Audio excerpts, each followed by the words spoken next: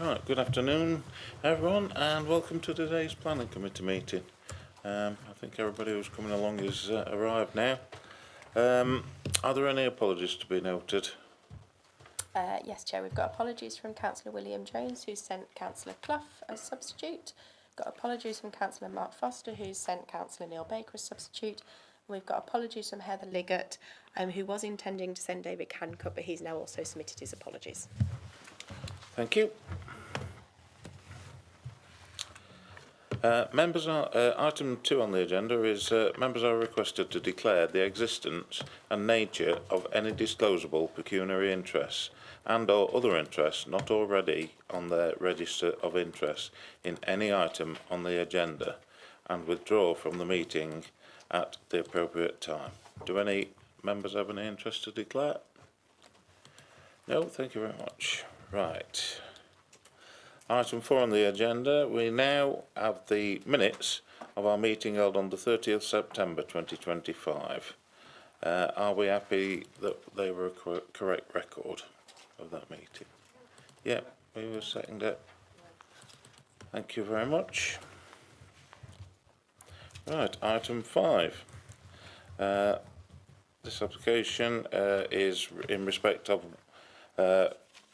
land west of Yew Tree Farm, Quarry Lane, Woolly Moor, which is under the reference number 25/00707/FL Sherland. I'm now going to hand you over to the planning officer, who is going to give us a brief presentation on this application.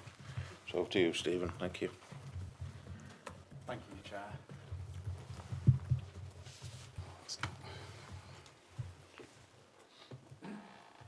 Just, it looks like the display's not quite going right for me here, just bear with me.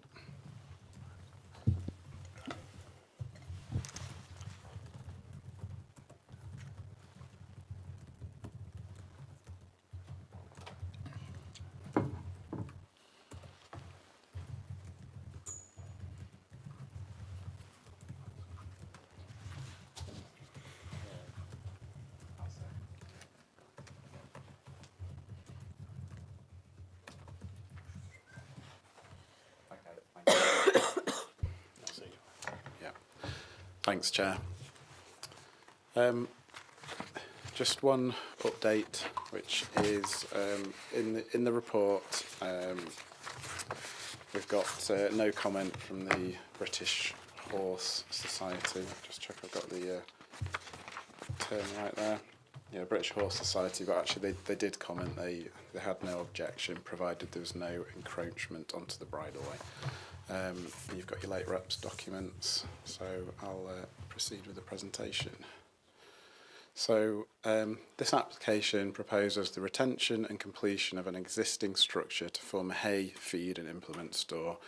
It is recommended for refusal for the following reasons: that the applicant has no significant agricultural land holding in the locality from which to generate the need for an agricultural building in this location, and the proposed building is not considered to be suitable for modern agricultural purposes. This is because of its design, its size, its openings and its traditional stone construction. It is also noted that the site is in an isolated location away from any groups of existing agricultural buildings. The agricultural justification provided is not accepted because it proposes the building for use by neighbouring farmsteads rather than for the applicant, and therefore the building, by virtue of its design, siting and the submitted justification, has not been proven to be necessary for the efficient or viable operation of agriculture and is therefore contrary to local plan policies SS2 and SS9 and the MPPF, particularly paras 135, 139 and 187. Second reason for refusal is that the proposed building is located away from any group of existing agricultural buildings and open to public view, located next to a public right-of-way and at a site which skylines when viewed from Quarry Lane. By virtue of the building's design and siting, the proposal would result in harm to the character and appearance of the area, including the landscape, which is primary aims, and is therefore contrary to local plan policies SS9, SDC3, SDC12 and Brackenfield Neighbourhood Plan Policy CH1 and the MPPF, particularly paras 135, 139 and 187. This is the site shown in orange. It is located in the countryside where development is only permitted in accordance with local plan policies SS1 and SS9. You can just see the edge of Ogston Reservoir on the slide at the northeast edge of the slide. Quarry Lane can be seen to the north, a field away from the development. It continues through the woodland where it meets the unnamed access road. There is a public right-of-way adjoining the site to the north. Opposite the site to the south-east is a dwelling known as Meadow House. Yew Tree Farm adjoins this to the east. The background to the site is that planning permission was granted for a barn conversion to a dwelling. A structural survey supporting that application concluded the building was capable of conversion without rebuilding, and this was secured by planning condition. The site was sold and the building removed and replaced without planning permission. Planning enforcement became involved in the site when a complaint was made about the bridleway adjacent to the property being impeded by the development. When the site visit was carried out, it was apparent that the original barn had been demolished and a new building was being erected. There has been 2 applications since to retain the replacement, to finish that building and use it as a dwelling. Both of those applications have been refused by North East Derbyshire District Council, and then the applicant appealed to the Planning Inspectorate and those appeals were dismissed. The current application seeks to retain and complete the building for agriculture. Correspondence with the applicant's agent and our enforcement team leading up to this submission has been that it is unlikely to be acceptable, but pointed out that we were yet to see the agricultural justification and will need to take that into account. So this is the site viewed from the access gate. Just off the slide to the right is the access to the adjoining public right-of-way. You can see the building subject to this application, which has been constructed so far up to eaves level. There are mounds of stone on the site placed unsympathetically close to a tree, as well as a caravan and 2 containers. This shows the building with the adjoining public right-of-way. This shows the appearance of the stonework facing onto the public footpath. There's more slides of the building here, and the report goes into detail about the issues with the stonework.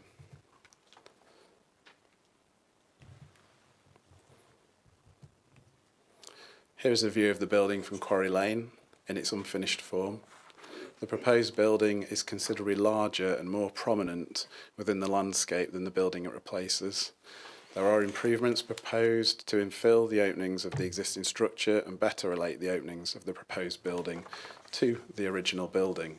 However, even with these improvements, overall, it is considered that the proposed building will detract from its setting and the character and appearance of the landscape, and is widely open to public view because it is next to a bridleway and open to view from other vantage points and detrimental to the aims in which it is located. This is the site plan. This is the proposed block plan.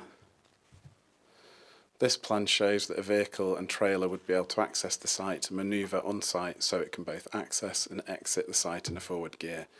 It also shows that this can be done whilst retaining the tree, and we have been advised that the surfacing will not change. Therefore, we consider that the de minimis exemption claimed for national biodiversity net gain requirements is accepted, and that the proposal is acceptable in highways terms, essentially because you can enter and exit the site in a forward gear. These are the existing elevations, albeit the existing unfinished structure does not benefit from planning permission and remains open to enforcement action. These are the proposed plans. These show that many of the openings would be infilled with stonework to match, and a pitched roof would be provided of Staffordshire blue roof tiles. Here are the elevations, again zoomed in a little.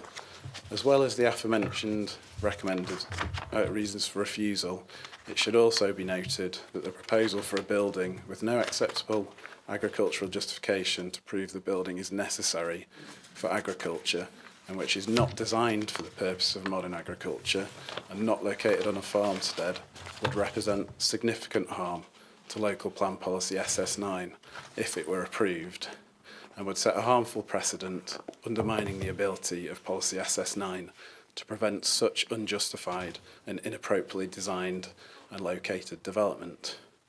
Accordingly, as set out in the recommended reasons for refusal.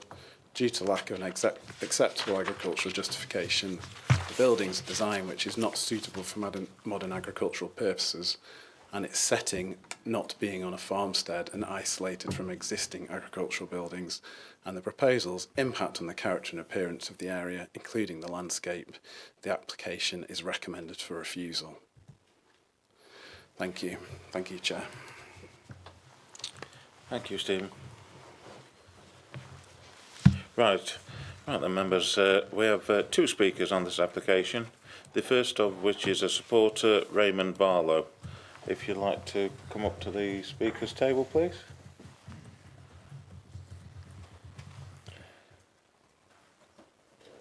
I think Amy's run through. If you press the right-hand button, and you'll have 3 minutes as soon as you start talking.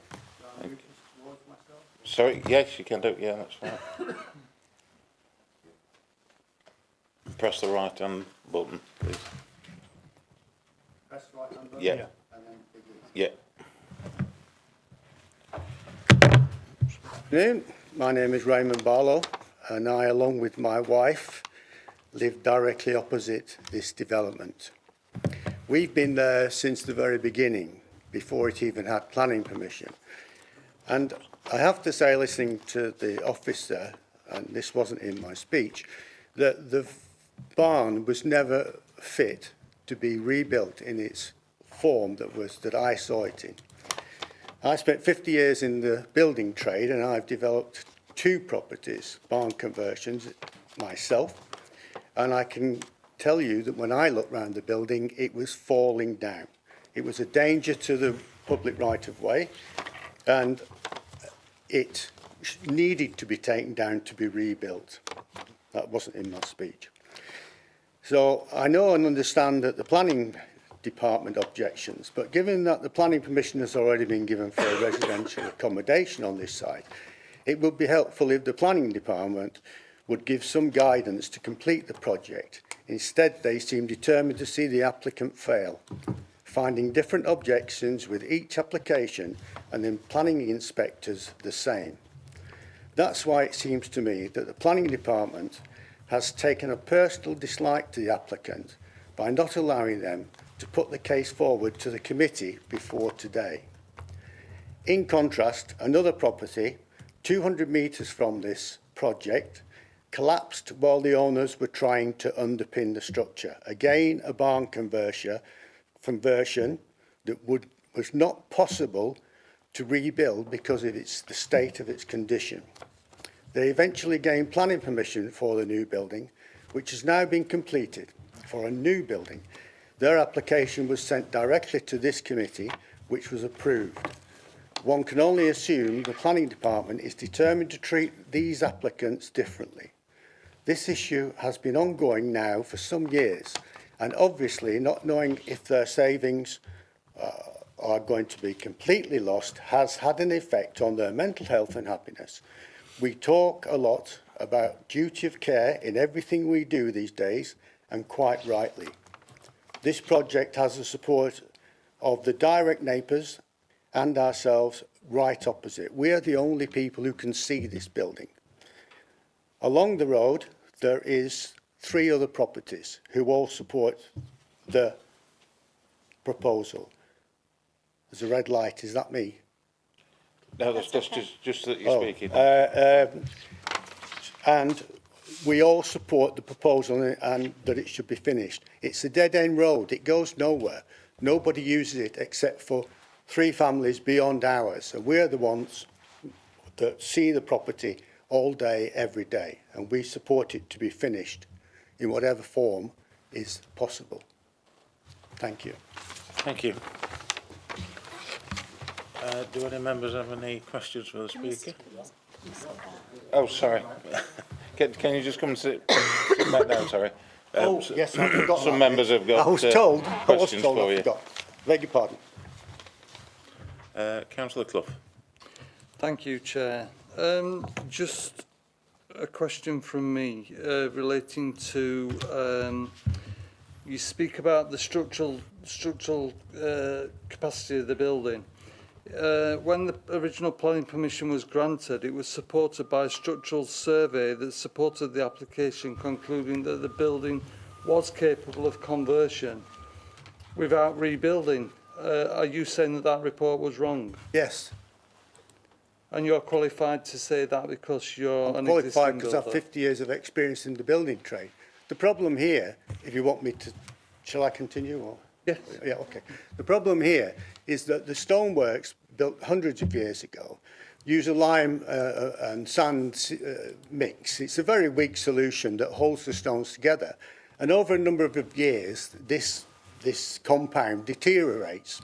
And what you're left with in these types of buildings is essentially a dry stone wall. And as you try to underpin it, the whole thing collapses. There is nothing to support it while you try to underpin it. So you have no possibility. I would say 70% of that building was in that condition. Thank you. Yeah. Councillor Baker, did you have a question? I did, Chair, thank you. Can you turn your mic on, please? Right. Right, thank you, Chair. Yes, do you live in the house opposite Yes. with the photovoltaics on the roof? Yes. That's quite an unusual design. It's yes, it was a paragraph 55 design, which is why it was given planning permission to be built on essentially a field. Yeah. Yes. Yeah, so you're very close to this particular property, just across the little lane there. Yes. And you've got a residential property that, was it 2016 that got planning permission? It was, yes. And are you the first owner of it? Yes. All right, thank you very much. Thank you, Chair. Thank you. Right, if no further questions, if you want to retake your seat. Oh, sorry, Councillor Rouse. Afternoon. Was you aware that it is actually in a high-risk area For for building? The coal mining, Yes. coal mining risk yes, assessment was yes, done. Yes, absolutely. We did excavations or boreholes were drilled in our property, 30 metres deep, 5 of them I recall, found nothing at all. There was no coal. Looking at it, obviously, the policy SDC 14, land potentially affected by combination or instability. So you're not aware of any instability in that area? It is a quarry. Essentially, you dig down less than 12 inches and there's nothing but stone, solid stone. Solid stone. Yeah, absolutely. A great product, a great foundation to build on. I know where it is. Right. Okay. Thank you. Yeah. Thank you. No further questions, if you want to retake your seat. Thanks. Right, the next speaker on this this application is John Millhouse, the agent. If you'd like to come up to the table, please.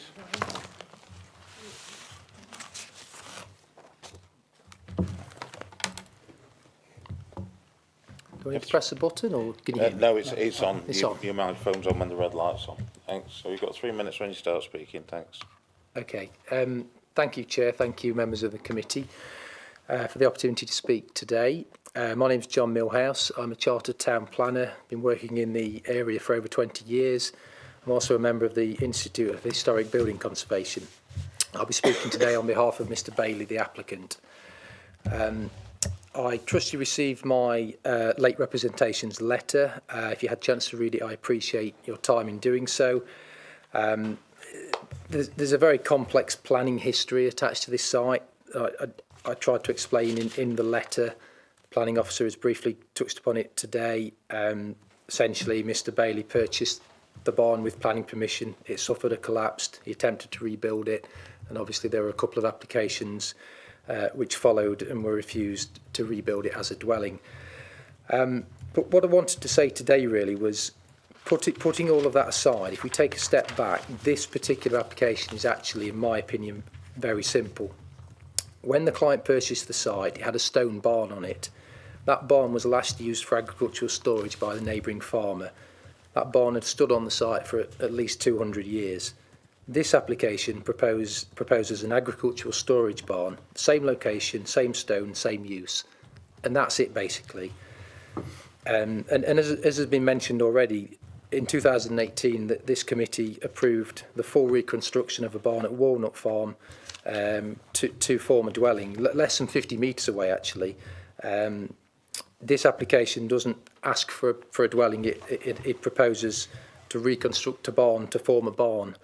I personally don't think that's unreasonable in the circumstances. I have a lot of respect for your officers, we work with them regularly, but I do think it's easy to get bogged down with the previous applications and what the inspector said and interpretations of policy. In my opinion, you know, what the inspector said about the previous applications has limited relevance. Those were applications to rebuild the building as a house. This application is for a storage barn. I also think it's important that we judge the application on the proposed plans, not on the half-built structure that appears on the site today. As you've seen from the plans, you know, we are proposing to block all of the windows on the rear that face a footpath and on the sides, reinstate a tiled roof, remove the internal walls. We're also willing, as I've made clear, to repoint and redress certain parts of the stonework if that's deemed necessary. I respectfully disagree with some of the officer's recommendations. It describes the building as too isolated for its use. I mean, I would suggest the countryside is a good location for an agricultural storage barn. There are farms around and about, you can see that on the plan. The recommendation suggests that the traditional stone construction is not suitable. Barns in this landscape have always been... Can you sum up, please? You've had your 3 minutes, but I'll let you sum up. Oh, thank you. Appreciate that. Yeah, I'll just conclude by saying that there is a human element to this. My clients have been living there, you know, for nearly a decade. This application followed a meeting with the enforcement officers where they didn't make any guarantees, I accept, but they made it clear the barn and the caravan would have to go if we didn't find a solution. This was my suggested solution. It would at least enable the applicants to salvage something from the site, because half an acre of land with no building is practically worthless. At least this has some utility value and they can move on with their lives. I'd really appreciate, thank you for the extra time, and I'd appreciate any support you can provide this afternoon. Thank you. Thank you. Members have any questions for the agent? Councillor Baker. Thank you, Chair. So in our report, we've got, I think it's 7 point, there's some figures on page 19, figure 4. I don't know whether we can put that up on the screen while the agent can see this figure, we can all see it. So you're essentially saying, if I interpret you right, the proposal, the drawings that have been submitted are trying to replicate as near as possible that structure which was there before, which is, I think is shown in figure 4, is it not? Or am I wrong? And that's what your proposal is based upon? Yeah, so those photographs of the previous barn. No, you're near as you can say, using the similar materials, and we've had explained to us about mortar degradation over the years, the lime mortar, but using the materials that many of which are still on site to reconstruct something of that. That's what we've proposed in terms of the general form and appearance of the building. Yes, obviously we've worked with the footings and that have been provided. I accept it's slightly larger than the original in terms of footprint, not substantially so in my opinion, but the general form, shape and location and pitched roof construction, stone construction. We've attempted to get as close as we can, like I say, by blocking the openings on the rear, blocking the openings on the side, keeping the openings at the front that resemble those that used to exist. So yes, that's essentially what we've endeavoured to do. And this structure, this is the one that was subject to the structural assessment, but ultimately, even though it had planning permission to convert it to a dwelling, then fell down. Is that, am I right in that? Yeah, that's my understanding. So I was brought in on the second of the refused applications. Obviously, I had no involvement in the original application to convert the barn. Neither did the applicant. He bought the site with planning permission. So the previous owner obviously employed a structural engineer to write a report that clearly, in hindsight, was inaccurate. Obtained planning permission. My client, in good faith, bought a barn he thought he could convert, and it turned out not to be the case, and the building, I'm led to believe, collapsed upon his attempt to convert it. Thank you, Chair. Thank you. Any further questions? Councillor Clough. I'm just curious, in your report, and you've mentioned it again, and I know it refers to it in the information. You're saying that the current owner's living on site in a caravan. Is there a particular reason why they're living on site in a caravan? Well, they don't have any other home, and they, like I say, they bought the site with a view to converting it and living in it as their residence. They moved into a static caravan to do that, as I understand is their right. When you're carrying out a building project under permitted development, you're entitled to live on the site. And obviously, ever since then, there's just been back and forth with planning applications, enforcement, appeals, and the whole thing's dragged on ever since. So they're still there. But the enforcement team are well aware of that, and that's why we've ended up where we are today. Is there any specific reason why the entry points to the building are in the formation of a normal doorway and not a barn entry point? So they're not barn doors, it's formation of a normal door access point. Yeah, again, that goes back to what your colleague just mentioned. In we were trying to revert back to the original form of the barn, and we thought if we start putting large openings in, it's deviating too far from that original look of the barn that used to be there. So we're just trying to strike a balance, essentially. Okay, and you were saying that you started, you built from the original foundations.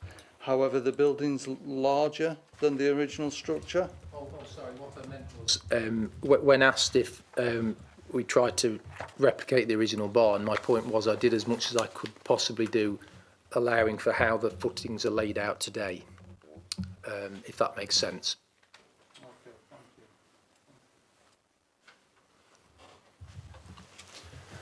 you. Thank you. I've got one question for you. But obviously, we've got the building is supposed to be for agricultural use, but we've got no evidence that's been produced to show that there's any need for an agricultural building on this site. The landholdings don't support it. Could you explain that, please? Yeah, thanks for your question. So essentially, the case we've made in the submission is so the applicant himself admittedly only has half an acre of land. That nonetheless, takes a little bit of maintenance, which requires some storage space, I believe. The applicant's wife does have a couple of horses that she stables down at Belper. That this would help to serve storage of the equipment and feed associated with that. But most importantly, Mr. Bailey and Mr. and Mrs. Bailey, having lived there for several years now, they've sort of got to know their neighbours very well, and there are two farms to the north, equestrian farms, that have expressed an interest in storing hay and feed for their horses in the barn. There's a farm to the west, which that the farmer there used to use this barn when it was owned by the Ogston estate. And we believe that he would be interested in utilising the barn. Now, understandably, these people don't necessarily want to get involved in writing letters to the planning authority, but they have verbally expressed an intention to the applicant, and we've set that out in the submission. Okay, thank you. Councillor Elliott. Thank you, Chair. Just leave it up, yeah. Yes. Thank you, Chair. Just a couple of questions, just to fill the gaps that, in my knowledge on it. Is this built on its original footprint? Is it completely built on its original footprint? The barn that we're told fell down. It's in the same location. You know, On its original footprint, or it's 10 metres, 20 metres? no, it's not that much. It's slightly longer. In the truth of it is it's I can't remember the exact figures, but it's 2 or 3 metres longer, I think, from memory.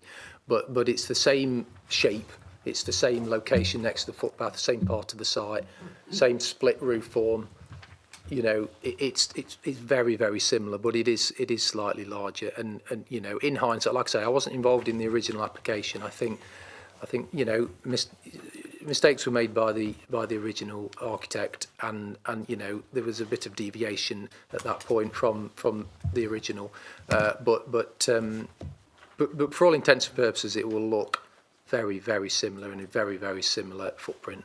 Thank you. And the second part of my question was, the original one that fell down, Yes. was just a single skin stone barn, agricultural barn. Yeah. And is the one that's that we see on the pictures now a double skin, breeze and stone face? It is, yeah. That's a very, very big difference between a barn building. It's not like a portal frame and a, you know, as you'd get in an agricultural setting. If you've built a double skin, it's a little more than a barn. I think that's a fair comment. Obviously, we're working with what we've got. Mistakes were made, like I say, by the previous architect, I believe, in an attempt to rebuild what they then assumed was, you know, going to be a dwelling, because it was an attempt to create a dwelling following the collapse of the previous what was going to be a barn conversion. You know, the breeze block was put up. The stone, you know, I genuinely believe it is the same stone, because frankly, you know, it's expensive to buy and transport stone. Why on earth would you remove all of that stone off site to bring different stone back on? But the builder, you know, obviously did what he did. I've said to the officers that, you know, I think the stone work, you know, with weathering from the external appearance, because you won't see these breeze blocks obviously once the roof's on and once it's sealed, the stonework once weathered I think will be fine. I think there is some scope to improve with repointing and potentially some redressing, particularly maybe on the footpath side, but yeah, that's kind of how I would respond to that. Thank you for your answer. Thank you. Thank you. No further questions? No. If you'd like to retake your... Cappy. Oh, sorry. Councillor Rouse.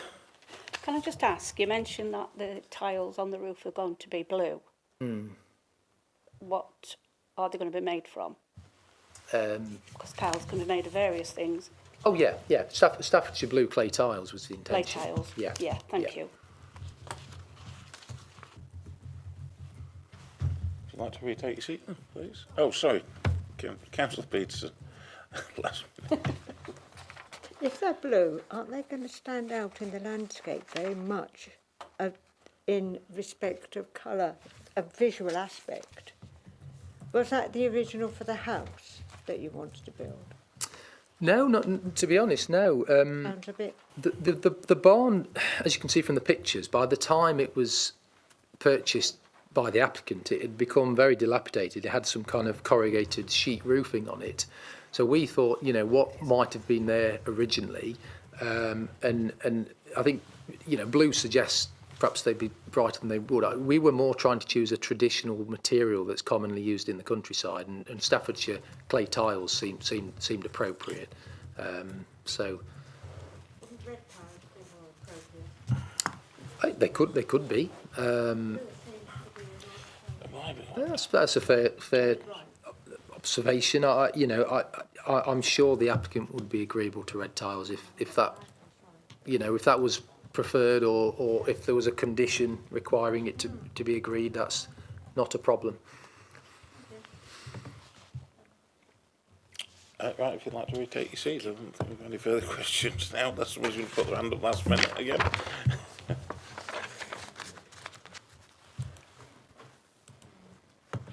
Right then, members, you now have the opportunity to ask questions of officers on the report. Councillor Clough? Oh, Councillor Cheetham first, sorry. Thanks, Chair. I was just wanted to ask clarification on the point on page 25 of the report, where it says the agricultural justification provided is not accepted because it proposes the building for use by neighbouring farmsteads rather than for the applicant.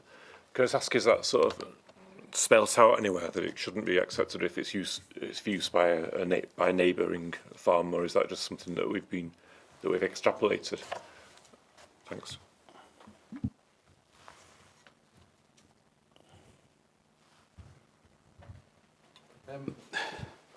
Yeah, from our point of view, it's the wording of SS9 that it's necessary for the essential viable operation of agriculture, and that word necessary would usually come from the justification of the holding itself. So in sort of 19 years practice, I've never seen a building justified speculatively, potentially, or on another farmstead's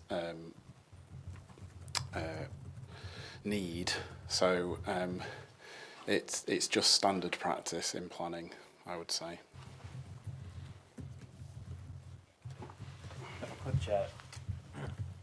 Sorry, if I could, Chair, just build on the back of what Stephen said there. I mean, in terms of what you'd be looking for a justification that goes into basically whether a building is required for the viable operation of an agricultural business would be a detailed assessment as to what is the agricultural business and how would this development enable its viability. So whilst there may be informal expressions of interests going on, we haven't had anything that would, refer to the level of detail that would be required by point C in policy SS9. Just to clarify, Chair. Thank you. Councillor Elliott. Yeah. You're on. Yeah, it's gone. It was just a quick one, Stephen, really. We've got into the detail of blue tiles or red tiles. Surely, the original thing that used to sit there with corrugated as an agricultural building, what's the roofs like of any neighbouring properties? I would have thought they'd all be stone flagged out there, or a lot of them. Yeah, you're right. The landscape character assessment picks up on that. And in that area, there's a lot of stone flag. There's natural blue slate. It doesn't, to be fair, mention Staffordshire blue clay tiles, but it also ought to be noted that Staffordshire blue clay tiles, they're a very dark appearance. They don't actually look blue. They often have a bit of an iron hue to them that gives it a bit of an iridescent colour if they're a good quality one, but they are quite a dark colour, almost a blue black really, rather than an obvious blue. Should anything have changed, I wouldn't want to see any of the blue or red tiles. I would want to see it stoned. Pardon, I missed that point. I say I wouldn't want to see it blue or red. I'd want to see it stoned. Like I mean, most that would make sense, wouldn't it? Yeah, given I agree with your point. Yeah. Thank you. Councillor Clough. Thank you, Chair. I'm struggling on the original planning application that was given, and as part of that there was a structural survey provided that said the building was structurally sound. Now, okay, given the period of time that it was then sold, deterioration can occur, but we've been given information that the building wasn't structurally sound and was designed in a way that it would have fallen down anyway. I'm not sure I can answer this, to be honest, but I'm kind of struggling to accept that there's a report saying it was structurally sound, but then the building subsequently fell down, or partially fell down, and then was demolished. Can anything be put on that, added to that? If that's the right question. Yeah, well, I think, in these scenarios, you trust the original structural survey. That was the basis upon which the planning decision was made. There were planning conditions put in place to ensure that the conversion would be done in accordance with that structural survey, and that the building would not be rebuilt. So the parameters were very clear. They were very set out.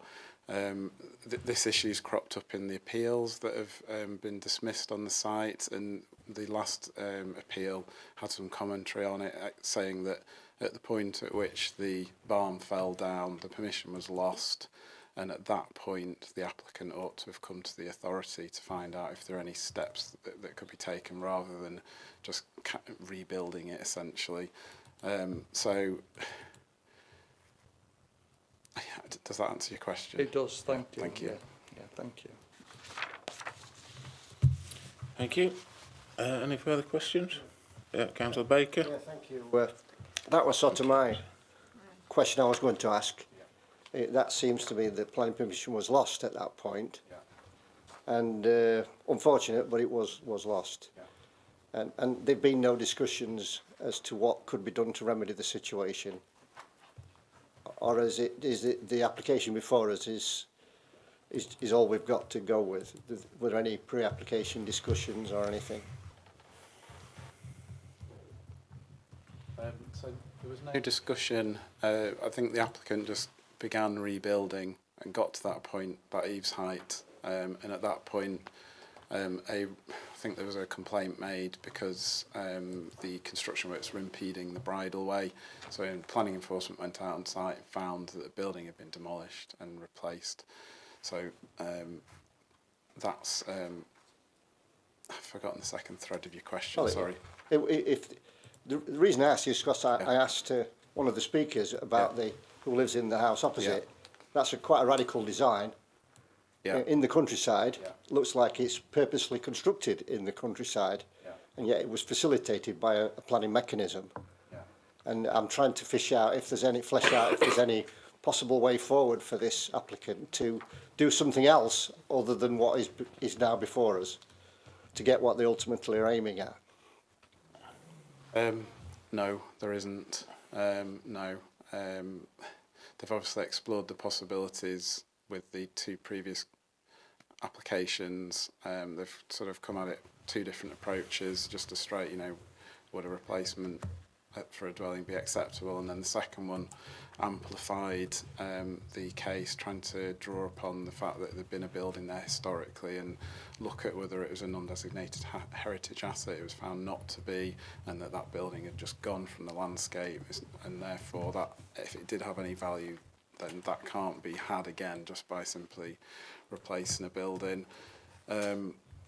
So in terms of pre-app for the current application, there's been discussions with the enforcement team, and they did explain that they didn't think that this application would be successful, but at that point we hadn't been presented with a agricultural justification, so we expected the planning application to come in with a agricultural justification and perhaps a planning statement, but they were absent when the application came in. But we have had subsequent information about why they want the building, and it's obviously for neighbouring farmsteads. There's been some new material introduced today about equestrian uses, but actually haven't applied for an equestrian use, so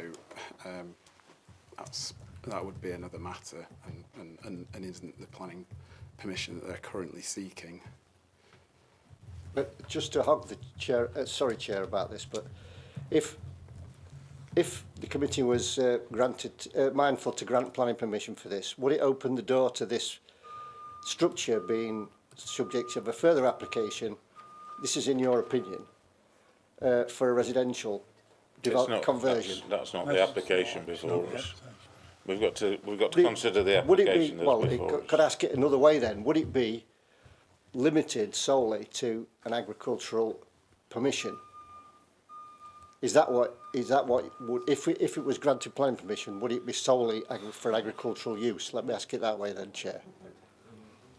So the planning history is very clearly material, and granting this would give them a foothold for what they've perhaps wanted in the past. We have to determine this application on its individual merits. So it's proposed for agriculture. we can put planning application conditions on saying it'll only be used for agriculture, but that won't stop a further application down the line for residential conversion. And as I've said, sorry, does that cover That Yeah, perfectly yeah, thank answers you. my question. Thank you. Councillor Gay. My question was on the same lines. Councillor Lacey. Yeah, going back to Councillor Elliott's earlier question about the footprint, I understand that the building is 25% larger than the old building. Is that correct? It is larger. I can tell you the figures. I haven't got a calculation for percentage. So para 7.25 in the report teases out these details. Would you like me to just perhaps read it? Yes, please. So the building as proposed is also wider and longer than the demolished building. For example, the length of the demolished building was approximately 16.7 metres, with the road-facing gable of 4.6 metres and the other west-facing gable of 5.2. In comparison, the proposed building is 20.5 metres long, with the road-facing gable of 5 metres wide and the west-facing gable of 6 metres wide. So it's essentially longer and wider. And is that permissible?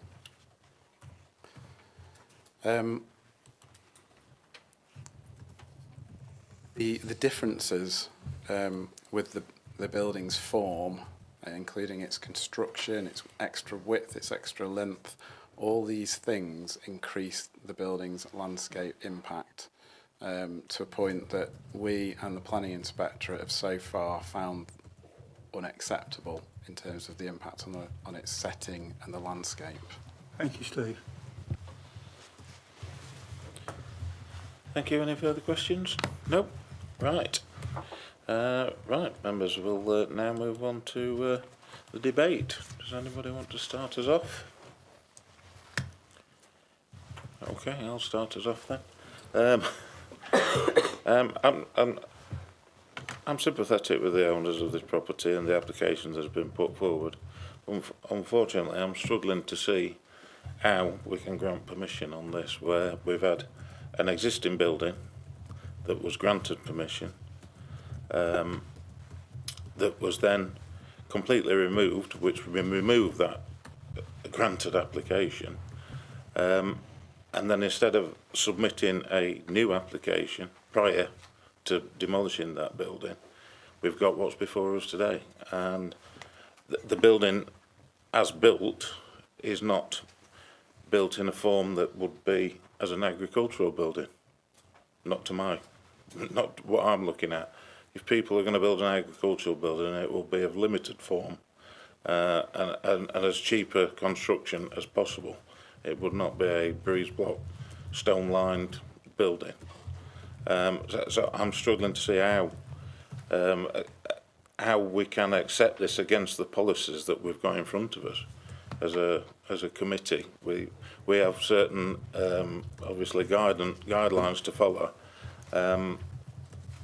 which obviously the officers have quite easily shown in the report, and I don't in question their integrity at all. That there's been no personal attack on the residents who have put this application before us. So I'm struggling to see how I can support this application. Anybody else? Chair, I must agree totally. I listened to all the arguments, come to it fairly new, but tried to look at it in detail, tried to ask a lot of questions. Must concur, Chair. Right, well, I'm going to do it from the chair then. I will say that we go with officer recommendation to refuse this application. We've got a seconder? I'll second that, Chair. Yeah. If you can put that to the vote, please.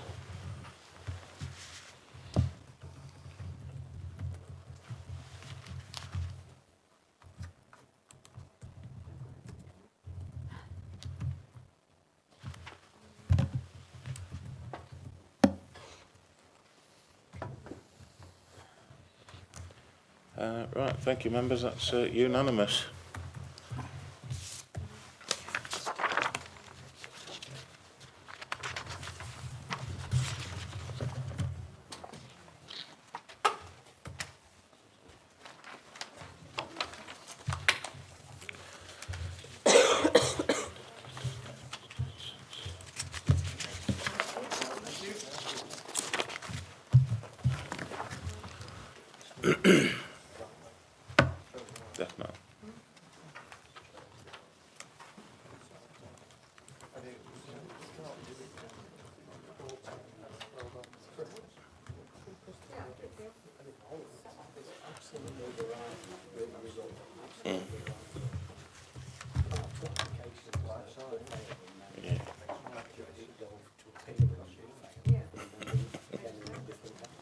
Definitely.